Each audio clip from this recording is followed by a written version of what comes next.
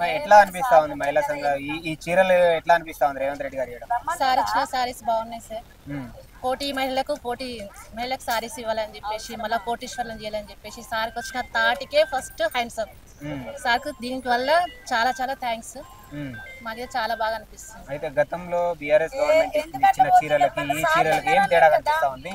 లేదు సార్, చాలా డిఫరెంట్ దానికి దీనికి. అసలు అదేమో కలర్స్ ఇచ్చిర్రు, మళ్ళీ అది ఒక ఫెస్టివల్కి ఇచ్చిర్రు సార్. ఆ సార్ వాళ్ళు ఈసారి అట్లా ఫెస్టివల్ కాకుండా ఒక డ్రెస్ కోడ్, మహిళా సంఘాలకు డ్రెస్ కోడ్, వాళ్ళకు ఉద్దేశంతో మంచి సంఘాలు నడుపుకోవాలని చెప్పేసి ఆ థాట్ వచ్చి ఇచ్చినందుకు సమానంగా అందరి కలర్ సేమ్ ఉన్నట్టుగా ఏ భేదం లేకుండా ఇచ్చినందుకు చాలా బాగుంది. అంటే గతంలో బీఆర్ఎస్ గవర్నమెంట్ ఇచ్చిన చీరలను కట్టుకునేదా మీరు? అంటే ఇప్పుడైతే ఈ రేవంత్ రెడ్డి గారు ఇచ్చిన చీరలు కట్టుకున్నారు. కట్టుకోలేదు సార్, ఉమ్, ఇప్పుడైతే పక్క కట్టుకున్నాను.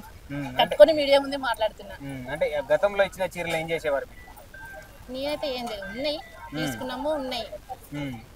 కానీ కట్టాలి.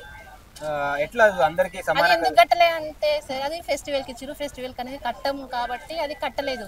ఇది ఖచ్చితంగా సారు అట్లా కట్టరన్న సార్కి ఆలోచన వచ్చిందా అది తెలియదు, కానీ ఒక డ్రెస్ కూడా ఇచ్చిర్రు. ఇది పక్కా మేము కడతాము, మీ మహిళా సంఘాలు మంచిదే సారు ఆల్రెడీ ఉద్దేశంతో మహిళలు కోటీశ్వరులు చేయాలని అనుకున్నారు కాబట్టి అది పక్కా సక్సెస్ కావాలని మేము. అయితే మహిళలకు అందరికి ఇంత మీకు అభిమానం చూపిస్తున్నారు రేవంత్ రెడ్డి గారు, ఎట్లా అనిపిస్తా ఉంది మీకు? సారు ఏవైతే పథకాలు చేపడుతుందో అవన్నీ ప్రతి దాంట్లో సక్సెస్ కావాలని, మా మహిళలకు ఇంకా ప్రత్యేకంగా సపోర్టింగ్గా ఉన్నాడు కాబట్టి సార్ అది సక్సెస్ కావాలని చెప్పేసి, సార్ ముందు నడవాలని చెప్పేసి నా తరపున ప్రతి ఒక్క మహిళ తరపు నుంచి సార్కు ధన్యవాదాలు. ఎట్లా ఉండబోతాను మీ నుంచి సపోర్ట్ ముందు రేవంత్ రెడ్డి 100% నేను పక్కా సపోర్ట్, మహిళా సంఘాలే కానీ మీ మహిళమే కానీ 100% support. Subscribe us and press the bell icon for more interesting updates.